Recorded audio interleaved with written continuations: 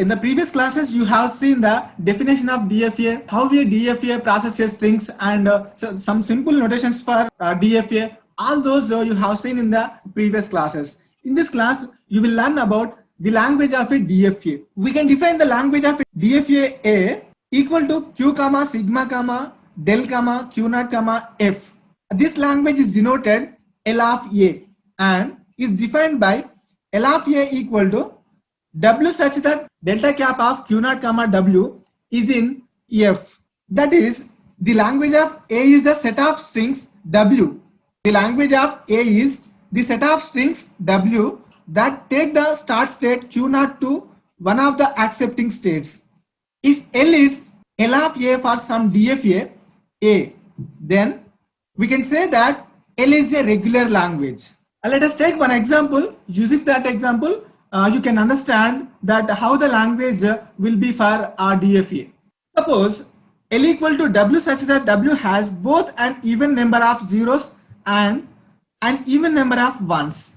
It should not be surprising that the job of the states of this DFA is to count both the number of zeros and the number of ones, but count them modulo 2.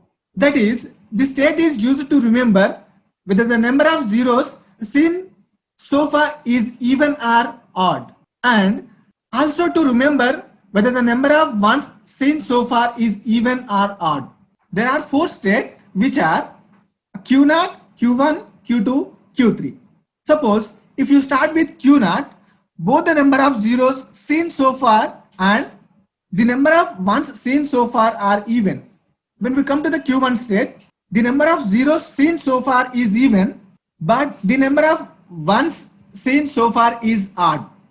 At Q2 state, the number of ones seen so far is even, but the number of zeros seen so far is odd. On Q3 state, both the number of zeros seen so far and the number of ones seen so far are odd. State Q0 is both the start state and the lone accepting state. It is the start state because before reading any inputs, the numbers of zeros and ones seen so far are both 0 and 0 is even. It is the only accepting state because it describes exactly the condition for a sequence of zeros and ones to be in language L. I hope you all understand that how to specify the DFA for language L.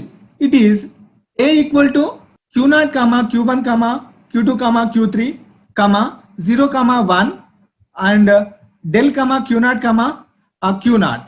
How each input it is taking in this diagram, and you can observe that this Q0, Q1, Q2, Q3, these are the Q and number of states in that diagram, and number of inputs. Number of inputs sigma. The number of inputs are 0 and 1, and del transition function which is, and Q0 is the starting state. You can observe in this, and Q0 is the final state also. It is. You can notice that how each input 0 causes the state to cross the horizontal dashed line. You can notice that how each input 0 causes the state to cross the horizontal dashed line.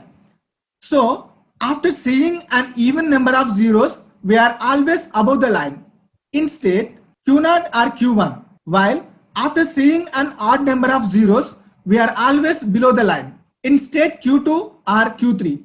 Likewise, every one causes the state to cross the vertical dashed line. So after seeing an even number of ones, we are always to the left in state Q0 or Q2, while after seeing an odd number of ones, we are to the right in state Q1 or Q3. These observations are an informal proof that the 4 states have the interpretations attributed to them. We can also represent this DFA by a transition table. However, we are not just concerned with the design of this DFA. We want to use it to illustrate the construction of delta cap from its transition function del. Suppose the input is 110101. Since this string has even numbers of zeros and ones, both we expect it is in the language.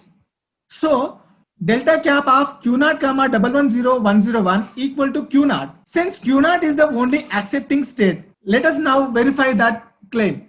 The check involves computing delta cap of Q0 comma W for each prefix W of 110101 starting at epsilon and going in increasing size. The summary of this calculation is represented on the screen. You can observe that a delta cap of q naught comma epsilon equal to q naught with empty input symbols. Then it will be in q naught state only. And the next one, delta cap of q naught comma 1. See, a q naught state with one input, it is going to be a q1 state. Q naught with one input symbol, it is going to be a q1 state. So in the middle of that, the delta cap of q naught comma epsilon comma 1. Delta cap of q naught comma epsilon means q naught here. So that you can substitute with delta cap of q naught comma epsilon with q naught. So del of q naught comma 1 equal to q naught. Means del of q naught comma 1 means a q1 state with one input, it is going to reach q1 state. You can observe here. Q naught state with one input, it is going to reach a q1 state here. Delta cap of q naught comma double one input. Then it is going to reach a q naught state. Then it is how it is reaching. See here, delta cap of q naught comma 1 means q1 state here. So that q1 state we will substitute here. Then it is going to reach q naught state. And you can observe every time the string is increasing one by one. Here initially there is empty string. After that there is one string. Like that every time it is going to be increased until it reaches the final state. At what state it has reached to a q naught comma 110101. Q naught comma 11010, which means q1 state. That is about the calculation of reaching final state. This is an example for to understand deterministic finite automata language. In the next lecture, we will discuss about non-deterministic finite automata.